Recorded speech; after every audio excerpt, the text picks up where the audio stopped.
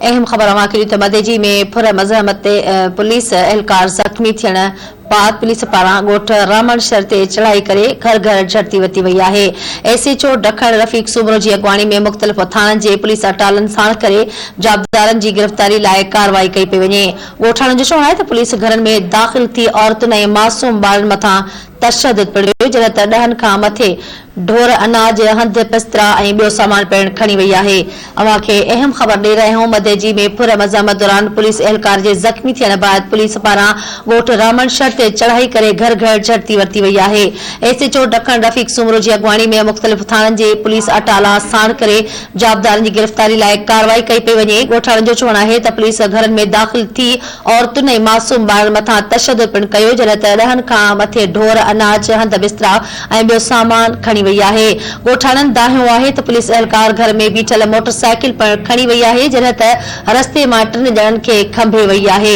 ॿिए पासे एसएचओ ॾखण रफ़ीक सूमरो चयो आहे त मुख़्तलिफ़ केसनि में घुर्बल मेहरू उर्फ मेहराब शर ऐं मोहम्मद ख़ान शर जी गिरफ़्तारी चढ़ाई कई आहे पर का बि गिरफ़्तारी अमल में न आई आहे।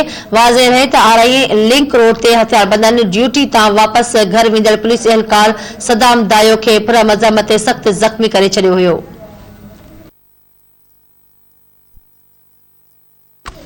अवां खे ख़बर ॾियूं पिया मदेजी में फुर मज़हमत दौरान पुलिस एहलकार ज़ख्मी थियण बाद पुलिस पारां ॻोठ रामण शहर ते चढ़ाई करे घर घर झड़ती वरिती वई आहे। इन हवाले सां मदेजी खां धरती टीवी न्यूज़ जो रिपोर्टर तौहीद बिरोही लाइन ते मौजूद आहे।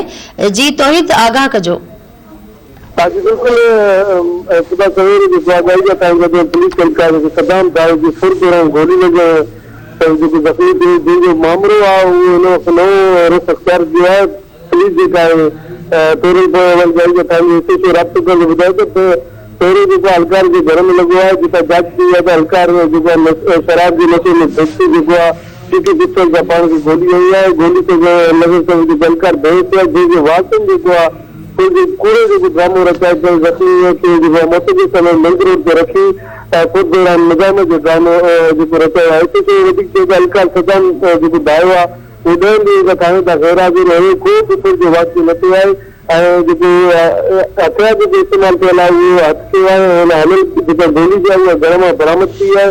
हुनखे कुझु शाहिदियूं मिलियूं आहिनि जेको पंहिंजी बाला ऑफिसर खे आगाह कयो आहे। जल्द ज़ख्मी एहलकार जेको कूड़े में साथ ॾींदे समीर वासन मथां जेका एफआईआर दाख़िल कई वेंदी। जी ठीकु आहे तौहीद, वॾी महिरबानी तफ़सील ॾियण जे लाइ।